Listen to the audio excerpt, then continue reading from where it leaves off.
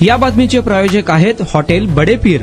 Chicken biryani 70 रुपयामध्ये, mutton biryani 70 रुपयामध्ये, शाखा number 2, Lakshmi market, Vijapur west, Solapur.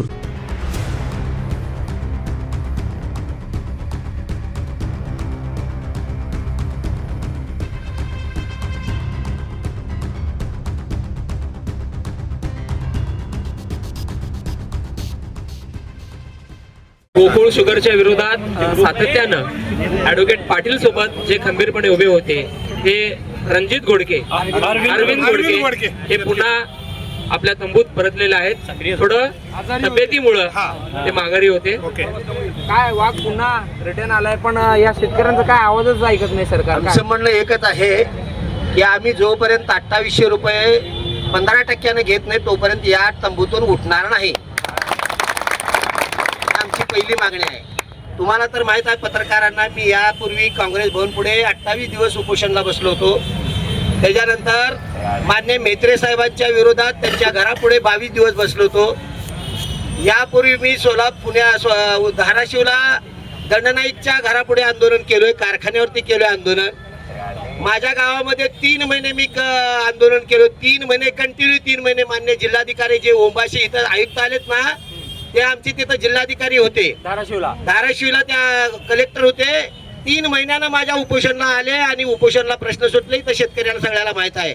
मी आंदोलनातून आलेला माणूस आहे, मी शिक्षकाचा मुलगा आहे आणि मला जाण आहे गोरगरिबाची। मी आज शेती करतोय, मला माहित आहे। माझे वडील नेहमी म्हणायचे नोकरी कर, मी म्हणलो माझ्या शेतकरी हा एक नंबर आहे। 2 नंबर कोण आहे? 2 नंबर व्यापारी आहे, 3 नंबर नोकरदार आहे। पण आज परिस्थिती काय झालाय, 1 नंबरला नोकरदार झालाय, 2 नंबरला व्यापारी आणि 3 नंबरला शेतकरी झालाय। आजच्या राजकीय लोकांनी आज शेतकऱ्याची हातबट्टी निर्माण केलेलं आहे। आमचं म्हणणं एकच आहे की आमचं जे आंदोलन आहे ते आंदोलन कितीही चिघळवण्याचा प्रयत्न केला तर आमच्या शेतकऱ्याचे 2800 रुपये आणि 15% व्याजाने पैसे जोपर्यंत मिळत नाही तोपर्यंत या पेंडॉल मधून आम्ही उठणार नाही। आज 8वा दिवस आहे। काही शेतकऱ्यांची तब्येत देखील बिघडलेली होती, सिव्हिलमध्ये ऍडमिट करावं लागलं। यापुढे आता शेतकरी सांगतात की आम्ही जे जनावर आहेत शेतात ते इकडे आणू, हे तर आपल्याला करावं तर लागणार आहे। मी तर तुम्हाला म्हणत होतो की महिला आणा, आंदोलनात महिला आणल्याशिवाय सरकारला जाग येत नाही। आरआरसी ही वेळ काढूपणा आहे। शेतकऱ्याला एकच सांगतो मित्रांनो, आरआरसी ही वेळ काढूपणा आहे। आरआरसीतून पैसे मिळणार नाही। ती आमचं ठाम म्हणणं आहे की त्या ऊसाची साखर, मळी आणि बगॅस त्याचा हिशोब अगोदर आम्हाला द्या। जे आम्ही तुम्हाला ऊस घातला त्या ऊसाचा साखर झाली, मळी झाली, बगॅस झाला आणि मोल्याशीच झालं, त्यातले 50% दिलं तरी आम्हाला 2800 रुपये मिळतात। कारण एका टनापासून 7000 रुपये तयार होतात आणि त्या 7000चं तुम्ही 3500 रुपये तुम्ही आम्हाला 2800 रुपये फक्त द्यायचे। याचा अर्थ हे आरआरसी म्हणजे वेळ काढूपणा आणि तुम्ही जे केलेले उत्पन्न आहे त्या उत्पन्नातून आलेले व्याजदरामध्ये मौज मजा करणे, आईश करणे ही त्यांची मूळ भूमिका आहे। आणि आपलं हे आंदोलन फक्त इथल्यापुरतं नाही, या आंदोलनामध्ये पूर्ण महाराष्ट्रभर अशा पद्धतीनं हे आरआरसी म्हणजे पूर्ण वेळ काढूपणा आहे। दत्ता शिंदे यांच्यावर गुन्हा देखील दाखल झालेला आहे, एका चेन्नईच्या व्यापाऱ्याने केलेला आहे, पण तुमची दखल पोलीस प्रशासन घेत नाही। आम्हाला पोलीस खात्या संदर्भात पोलिसाविरोधात आमचं आंदोलन नाही। कायद्यानं काय, कायदा 15 दिवसात 3A कलमाप्रमाणे, सहकारच्या कायद्याप्रमाणे 3A कलमाप्रमाणे 15 दिवसात बिल देणं बंधनकारक आहे। मग तुम्ही कायदा कशासाठी केलात? 15 दिवसात बिल द्यायचा कायदा असताना मग तुम्ही कायदा कशासाठी? साखर आयुक्त कशासाठी आहे? इथलं प्रादेशिक सहसाखर कशाला आहे? कलेक्टर कशाला आहे? कलेक्टर कशासाठी बसवला तिथं? कलेक्टर का आम्हाला इथं पेंडॉल मध्ये बसून आमच्या शेताचे काम कोण करायचे? आमचं म्हणणं आहे लॉ अँड ऑर्डर खराब करण्यासाठी त्याच्या मागचं धोरण हे शासनामधले जे प्रशासनातली जी काय गद्दार माणसं आहेत ना, ही गद्दार माणसं जोपर्यंत बाजूला निघत नाहीत तोपर्यंत आपल्या शेतकऱ्याच्या मानगुटीवरचा झुज आहे तो निघणार नाही।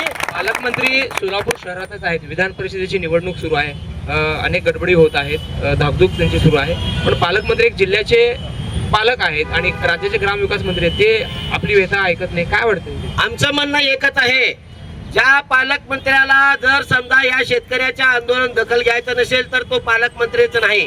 पालकमंत्री याचा अर्थ या जिल्ह्याचं जे काय समजा जे काय शेतकऱ्यावरती अन्याय अत्याचार होत असेल तर त्याचं नेतृत्व आणि तो पालकमंत्री जर करत नसेल तर मग पालकमंत्र्याला घेऊन काय आपण करणार आहे?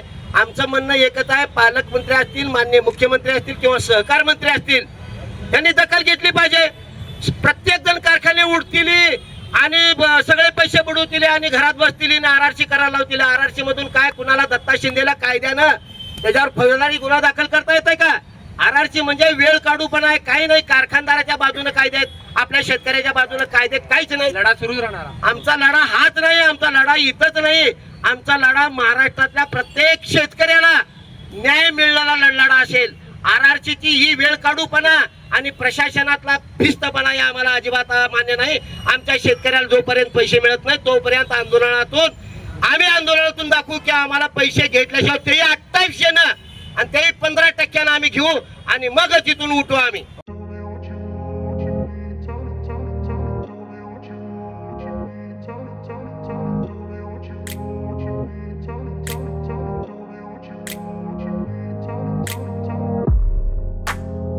सोलापुरातील प्रसिद्ध हॉटेल बडे पीर. सोलापुरात हॉटेल बडे पीर शाखेच्या यशस्वी वाटचालीनंतर आता आमची दुसरी शाखा लक्ष्मी मार्केट विजापूर वेस येथे सुरू झाली आहे.